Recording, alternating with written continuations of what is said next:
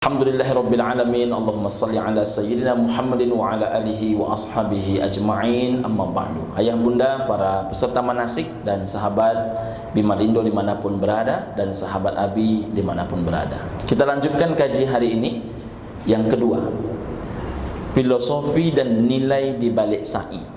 Kalau sebelumnya kita bercerita tentang bahwasanya sa'i menceritakan ketulusan cinta seorang ibu, dan Allah abadikan dalam peristiwa bernama sa'i. Yang kedua, ibu dan bapak rahimakumullah, sa'i itu ibu dan bapak yang berbahagia adalah masa Allah membuktikan kalau seandainya manusia sudah berusaha, selebihnya itu milik Allah. Jadi kerja kita apa? Kalau menengok perjalanan hajar, kerja kita hanyalah bergerak, kerja kita hanyalah berjalan, kerja kita hanyalah berlari. Jadi orang tua itu kerjanya hanyalah berlari dari Safa ke Marwah, dari Marwah ke Safa. Tetapi kadang-kadang Bapak Ibu rahimakumullah, kalau segala daya upaya sudah dilakukan, air tak ditemukan, maka siapa yang akan menjanjikan hadirnya air itu? Yang menjanjikan adalah Allah Subhanahu wa ta'ala. Yang dicari air ke Marwah, yang dicari air ke Safa. Tapi air itu munculnya di mana? Di mana munculnya airnya? Air itu muncul justru dari telapak kakinya Nabi Ismail alaihissalam. Itulah yang kita kenal dengan nama air Zam-Zam. Zam-Zam itu artinya berkumpullah, berkumpullah, berkumpullah. Kalaulah tidak diperintahkan oleh malaikat Jibril dengan izin Allah air itu berkumpul, maka air itu ibu dan bapak rahimakumullah tidak akan pernah terhenti. Kenapa demikian? Rupanya air Zam-Zam itu dijadikan oleh Allah Ta'ala seperti lautan. Cuman beda dengan lautan. Lautan itu terhampar luas, sedangkan air Zam-Zam bertumpuk satu tempat, tetapi kapasitasnya seperti air lautan, tak pernah habis, tak pernah kering kerontang. Mulai dari Mekah Madinah, mulai diambil gratis, diambil beli, sampai dijual di Abika Jalan Lobak. Ibu dan bapak rahimakumullah, sikit. Kak Wirna ya. Ini Kak Wirna juga alhamdulillah sudah mulai ada channelnya. Silakan diperhatikan di kajian rutin Ustazah Wirna Yannur. Mudah-mudahan berkah. Ibu dan bapak rahimakumullah, jadi tak pernah habis, tak pernah kering, tak pernah berkurang. Sejak zaman Nabi Ibrahim dan zaman Nabi Ismail alaihissalam. Rupanya kalau manusia sudah melakukan pergerakan, melakukan perjalanan, maka selebihnya milik Allah. Jadi pangkal hidup itu hanyalah niat. Mulailah dengan membaca bismillah, lanjutkan dengan ikhtiar kita berbuat, selebihnya tawakkal 'alallahi la haula wala quwata illa billah. Itulah kerja kita. Jadi sama dengan zaman macam nih, jangan terlalu dicemaskan betul zaman pandemi ini. Cemas tak cemas, pandemi ini sampai hari ini bukannya berkurang, malah bertambah. Tapi kalau gara-gara pandemi ini kita tak semangat mencari nafkah, makin terpuruk. Kerja kita itu lakukan, hasil tak hasil itu bukan urusan kita. Ibu bapak, saya sekarang juga ikut jualan beras. Ada orang bilang, memang jimek ya Ustaz. Mohon maaf, ini mulai travel dan mobil sampai beras. Saya katakan, ini bukan masalah untung. Kalau bapak ibu pernah jualan beras, tahulah berapa untung beras. Tapi untuk apa saya bergerak?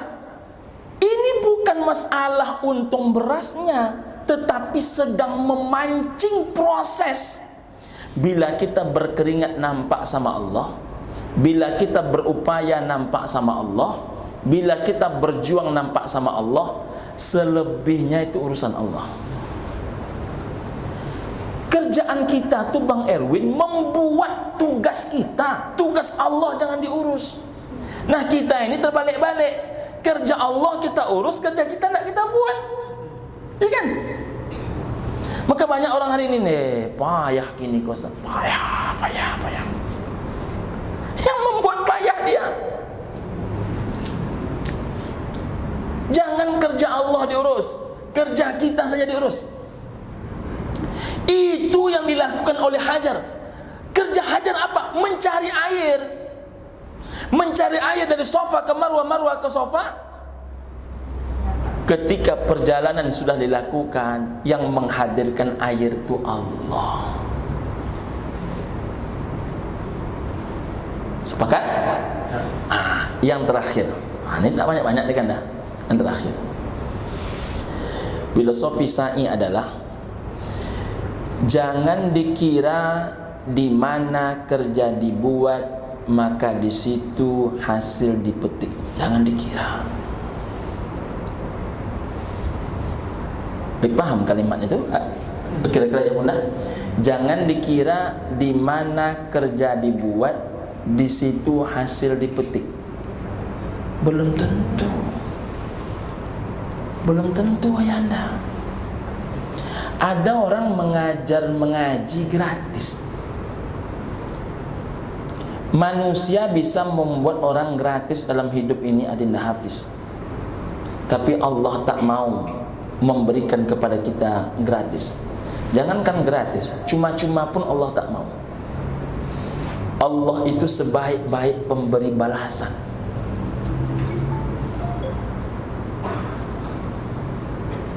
Yang dicari itu air minum biasa, tapi yang datang itu air Zam-Zam. Tempat mencari itu Marwah. Tak jumpa di Marwah, dicari ke Safa. Jumpanya di mana? Di tempat berbeda, di bawah telapak kaki Nabi Ismail alaihissalam. Tempat mencari lain, tempat ketemu lain. Jadi kerja kita nih kadang-kadang Ika Kanda Ustazah Wirna, kalau saya ke Kanda yang selalu saya tanamkan begini, ya Allah, saya berdiskusi kepada orang tentang mendidik anak. Saya sampaikan kebaikan kepada anak orang, karena saya jauh dari anak saya. Anak saya ya Allah, saya titipkan kepadamu.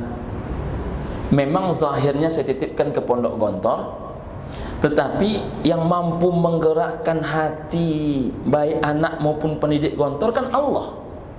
Maka ku titipkan mereka kepada Engkau ya Allah. Kadang Pak unik dunia nih Pak, yang kita ajari anak orang, tapi yang membentuk anak kita, yang melunakkan hati mereka Allah.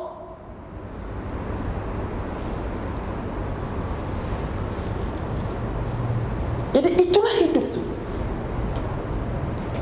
Yang dibuka kedai di Arengka, Bunda. Dah dibuka kedai itu di Arengka, tidak datang orang membeli, tapi justru datang anak bujang ke rumah ngasih uang 2 juta. Tapi rupanya anak bujang itu datang menghantarkan uang 2 juta. Allah gerakkan hatinya karena menengok emaknya sudah membuka kedai di pagi hari. Jadi jangan sampai tak dibuka kedai itu.